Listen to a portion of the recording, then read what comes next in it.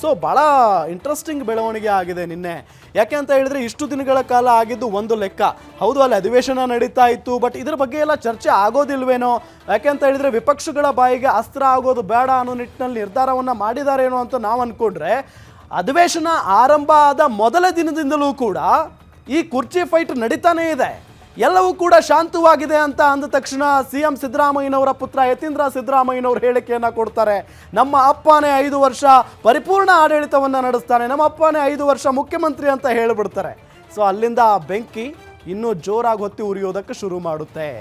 ಇನ್ನು ಸಿದ್ದರಾಮಯ್ಯನವರಿಗೆ ಕೊಟ್ಟಂಥ ಸಲಹೆಗಳೇನು? ನಿನ್ನೆ ಡಿನ್ನರ್ ಮೀಟಿಂಗ್ನಲ್ಲಿ ಯಾರೆಲ್ಲ ನಾಯಕರುಗಳಿದ್ರೋ ಅವರು ಯಾವೆಲ್ಲ ರೀತಿಯಾಗಿ ಸಲಹೆಗಳನ್ನು ಕೊಟ್ಟರು ಅನ್ನೋದನ್ನು ಕೂಡ ನಾವು ಗಮನಿಸ್ತಾ ಹೋಗೋಣ. ಒಂದು ವೇಳೆ ನೀವು CM ಸ್ಥಾನದಿಂದ ಕೆಳಗಿಳಿದ್ರೆ ನಮ್ಮನ್ನೇ ಮಾಡಿ ಅಂತ ಹೇಳಿದಾರಂತೆ. ನೋಡಿ, ಇದು ಸಲಹೆಗಳು. ಒಂದು ವೇಳೆ ನೀವೇನಾದರೂ CM ಸ್ಥಾನದಿಂದ ಕೆಳಗಿಳಿದ್ರೆ ನಮ್ಮನ್ನೇ, ಆದರೆ ನಮ್ಮಲ್ಲಿ ಒಬ್ಬರನ್ನು CM ಮಾಡಿ ಅನ್ನೋ ನಿಟ್ಟಿನಲ್ಲಿ ತಿಳಿಸಿದ್ದಾರೆ ಅನ್ನೋದು ಗೊತ್ತಾಗ್ತಾ ಇರುವಂಥ ಸಂಗತಿ. ಭಾಳ ಇಂಟ್ರೆಸ್ಟಿಂಗ್ ಬೆಳವಣಿಗೆ ಇದು.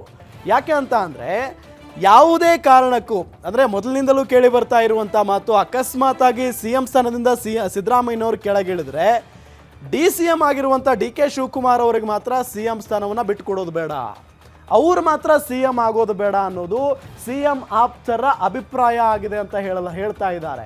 ಸೊ ಅದರಂತೆ ನಿನ್ನೆ ಕೆಲವೊಂದಿಷ್ಟು ಸಲಹೆ ಸೂಚನೆಗಳನ್ನು ಕೊಡುವಂಥ ಸಂದರ್ಭದಲ್ಲೂ ಕೂಡ ಇದೇ ಮಾತು ಮತ್ತೆ ಪುನರುಚ್ಚಾರ ಆಗಿದೆ. ಒಂದು ವೇಳೆ ನೀವೇನಾದರೂ CM ಸ್ಥಾನದಿಂದ ಕೆಳಗಿಳಿದ್ರೆ ನಮ್ಮನ್ನೇ ಮಾಡಿ, ನಮ್ಮಲ್ಲಿ ಒಬ್ಬರನ್ನು ನೀವು CM ಆಗಿ ಆಯ್ಕೆ ಮಾಡಿ ಅನ್ನೋ ನಿಟ್ಟಿನಲ್ಲಿ ಹೇಳಿದಾರಂತೆ. ಇನ್ನು ನಿಮ್ಮ ಆಪ್ತರಲ್ಲೇ ಇರುವ ದಲಿತರಲ್ಲಿ ಒಬ್ಬರನ್ನ CM ಸ್ಥಾನಕ್ಕೆ ಕೂರಿಸಿ. ನೋಡಿ, ಇಬ್ಬರ ಜಗಳದಲ್ಲಿ ಮೂರನೇ ಅವರಿಗೆ ಲಾಭ ಆಗಬಹುದು ಅನ್ನೋ ನಿಟ್ಟಿನಲ್ಲಿ ರಾಜ್ಯ ರಾಜಕಾರಣದಲ್ಲಿ ಕೇಳಿ ಬರ್ತಾ ಇರುವಂಥ ಮಾತು.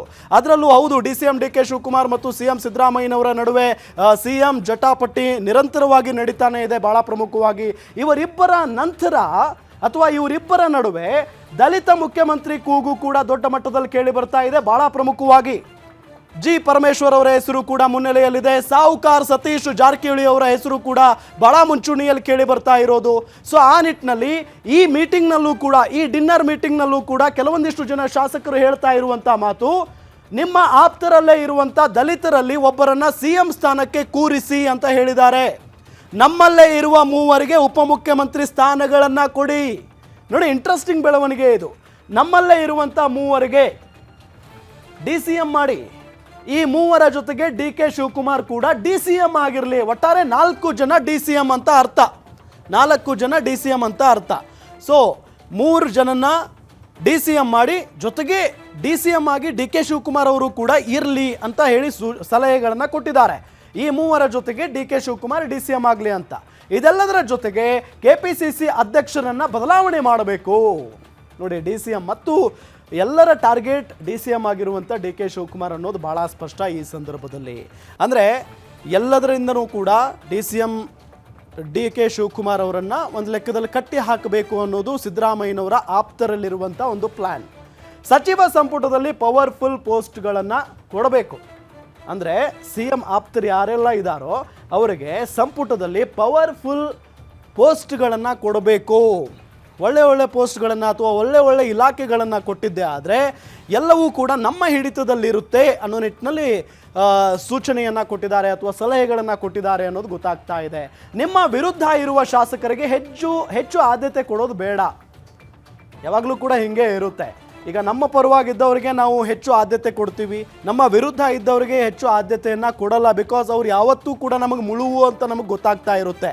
ಸೊ ಆ ನಿಟ್ಟಿನಲ್ಲಿನೇ ಇಲ್ಲಿ ಒಂದಿಷ್ಟು ಸಲಹೆಗಳನ್ನು ಕೊಟ್ಟಿದ್ದಾರೆ CM ಸಿದ್ದರಾಮಯ್ಯನವರಿಗೆ ನಿನ್ನೆ ಡಿನ್ನರ್ ಮೀಟಿಂಗ್ನಲ್ಲಿ ಅವರ ಆಪ್ತ ಬಳಗದ ಶಾಸಕರು. ನಿಮ್ಮ ಜೊತೆಗೆ ಯಾರೆಲ್ಲ ಇದ್ದಾರೋ ಅವರಿಗೆ ಹೆಚ್ಚಿನ ಒಂದು ಅಂದರೆ ಪ್ರಾತಿನಿಧ್ಯ ಕೊಡಿ, ಅವರಿಗೆ ಹೆಚ್ಚು ಪ್ರಾಮುಖ್ಯತೆಯನ್ನು ಕೊಡಿ, ನಿಮ್ಮ ವಿರೋಧಿಗಳಿಗೆ, ನಿಮ್ಮ ಅಪೋಸಿಟ್ ಇರುವವರಿಗೆ ಹೆಚ್ಚಿನ ಆದ್ಯತೆಯನ್ನು ಕೊಡೋದು ಬೇಡ ಅನ್ನೋ ನಿಟ್ಟಿನಲ್ಲಿ ಹೇಳಿದಾರಂತೆ. ಸೊ ಇದರ ಬಗ್ಗೆ DCM DK ಶಿವಕುಮಾರ್ ಅವರು ಕೂಡ ಇಂಟ್ರೆಸ್ಟಿಂಗ್ ಆಗಿ ಮಾತನಾಡಿದ್ದಾರೆ.